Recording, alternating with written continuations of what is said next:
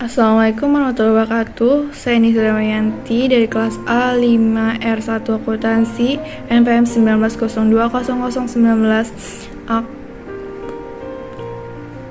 akan mereview tugas UAS bermateri jurnal aset tetap yang tidak terdepresiasi dan aset tetap terdepresiasi. Pengertian aset tetap menurut PSAK 2004, pengertian aset tetap adalah aktiva yang berwujud yang diperoleh dalam bentuk siap pakai atau dengan dibangun terlebih dahulu yang digunakan dalam operasi perusahaan dan mempunyai masa manfaat lebih dari 1 tahun. Aktiva tetap merupakan aset yang digunakan perusahaan selama kegiatan operasional. Alasan mengapa disusutkan? Dikarenakan aset tersebut telah mengalami penurunan fungsi. Depresiasi adalah biaya yang timbul karena penggunaan aktiva tetap atau aset tetap fixed asset. Jadi, biaya depresiasi adalah biaya yang muncul karena aset tetap yang digunakan mengalami penurunan manfaat atau penurunan kualitas atau menyusut. Dalam akuntansi, biaya depresiasi adalah bersifat tetap alias tak setelah dikurangi atau dicatat sebagai biaya, maka tak bisa dikembalikan ke nilai aslinya. Selain itu, biaya depresiasi adalah biaya yang hanya ditunjukkan untuk aset tetap yang berwujud dan tak bisa dikenakan untuk aktiva tak berwujud. Berdasarkan dapat disusutkan atau tidak, itu ada dua. Satu, depresiasi plan aset merupakan aset tetap yang dapat disusutkan seperti bangunan, peralatan, mesin, dan lain sebagainya. Yang kedua, undepreciated plan aset merupakan aset tetap yang tidak dapat disusutkan, misalnya tanah. Pada umumnya, tanah tidak mengalami penyusutan, justru malah mengalami kenaikan dikarenakan nilainya yang terus bertambah mengikuti perkembangan pasar. Namun, dalam kondisi tertentu, tanah bisa saja menimbulkan penyusutan. Kondisi tertentu yang dimaksudkan yaitu ada dua. Satu, kondisi kualitas tanah tidak layak lagi untuk digunakan dalam operasional utama perusahaan. Yang kedua, sifat dari operasional utama perusahaan meninggalkan tanah dan bangunan saat proyek selesai. Contohnya, tanah dan bangunan di kawasan terpencil disusutkan sesuai dengan perkiraan lamanya proyek berjalan. Adanya kepastian maupun perkiraan bahwa perpanjangan hak atas tanah kemungkinan besar tidak diperoleh. Apabila tanah mengalami penyusutan dikarenakan kondisi di atas, maka disajikan berdasarkan nilai perolehan lain sesuai dengan revaluasi tanah atau PSAK tentang penurunan nilai aset dikurangi akumulasi penyusutan.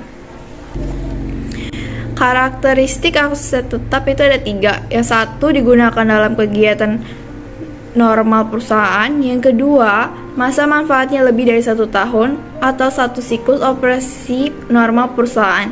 Yang ketiga, mempunyai nilai yang cukup material. Aset tetap yang tidak disusutkan. Beberapa aktiva yang tidak dapat disusutkan karena nilainya tidak menurun adalah tanah, aktiva pendanaan, barang dagangan, dan persediaan. Disusutkan jika masa manfaat lebih dari 1 tahun untuk aktiva tetap tak berwujud, penyusutannya disebut amortisasi. Pihak yang berhak melakukan penyusutan adalah pihak yang menggunakan aktiva tetap tersebut dalam kegiatan usaha. Pemilik dapat dibagi menjadi legal owner dan beneficial owner. Saat dilakukan penyusutan pada saat pertama kali digunakan, dasar penyusutan adalah harga perolehan atau harga revaluasi. Harga pergantian tidak boleh menjadi dasar penyusutan. Misalkan terjadi penjualan downstream tanah antara PT Indap dengan PT Andi, yaitu perusahaan anak yang dikuasai 80% pada tanggal 1 Maret 2012 dengan harga penjualan 500 juta, di mana harga pokoknya bagi PT Andi adalah 400 juta. Pencatatan PT Indap pada tanggal 1 Maret 2012 adalah sebagai berikut. Kas di debit 500 juta, pada tanah di kredit 400 juta, dan keuntungan di kredit 100 juta. PT Andi akan melakukan pencatatan pada tanggal 1 Maret 2012 sebagai berikut. Tanah pada kas masing-masing 500 juta. Salah satu perbedaan antara aset tetap dan persediaan adalah bahwa persediaan dibeli untuk dijual kembali, sedangkan aset tetap dimasukkan untuk dipakai dalam operasi normal perusahaan. Aset tetap yang dibeli akan tetap ada dalam neraca pihak pembeli, sehingga aset tersebut hasil masa manfaatnya atau dijual atau disumbangkan. Dan ada aset tetap yang memiliki umur ekonomis atau disusutkan. Aset yang memiliki umur ekonomis akan mengalami penyusutan sehingga dalam jangka waktu tertentu nilai bukunya akan menjadi nol atau terhapus dari neraca sekalipun aset tersebut tidak dijual.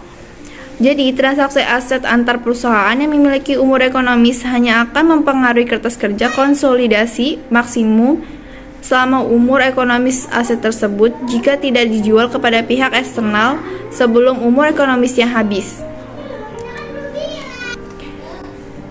Misalkan pada tanggal 1 Juli 2013 terjadi transaksi penjualan downstream atas peralatan seharga 600 juta antara PT Impel dan PT Abia, yaitu perusahaan anak yang sahamnya dikuasai 90% oleh PT Impel, di mana harga pokoknya bagi pihak penjual adalah 450 juta.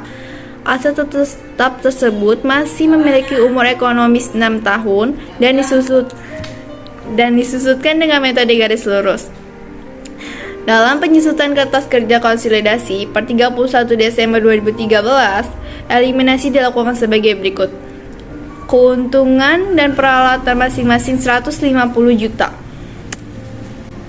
Keuntungan penjualan sebesar 150 juta yang melekat dalam peralatan dalam neraca pihak pembeli menyebabkan penyusutan per tahun tercatat terlalu besar. 150 juta dibagi 6 tahun sama dengan 25 juta atas transaksi aset antar perusahaan tersebut.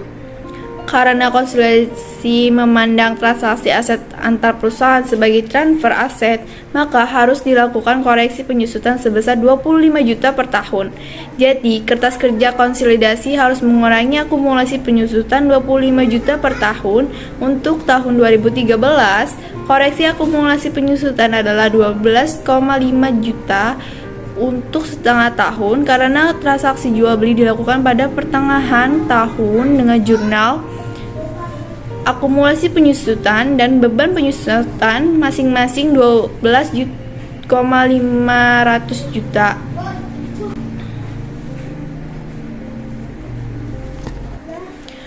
Dalam penyusutan kertas kerja per 31 Desember 2014, beban penyusutan harus dikoreksi 1 tahun penuh sebesar 25 juta. Dengan jurnal akumulasi penyusutan pada beban penyusutan masing-masing 25 juta. Laba antar perusahaan telah teramortisasi sebesar 12,5 juta pada tahun lalu, sehingga laba antar perusahaan kini bersaldo di 137,5 juta. Laba antar perusahaan yang ditunda ini menyebabkan catatan investasi entitas induk laba kecil, sehingga harus dikoreksi pada nilai peralatan dengan jurnal investasi dalam saham 130 juta 500.000 pada debit, akumulasi penyusutan 12 juta 500.000 pada debit, dan peralatan 150 juta pada kredit. Sekian dari presentasi yang saya lakukan. Mohon maaf bila ada kesalahannya. Saya akhiri, wabillahi taufiq wal hidayah. Wassalamualaikum warahmatullahi wabarakatuh. Terima kasih.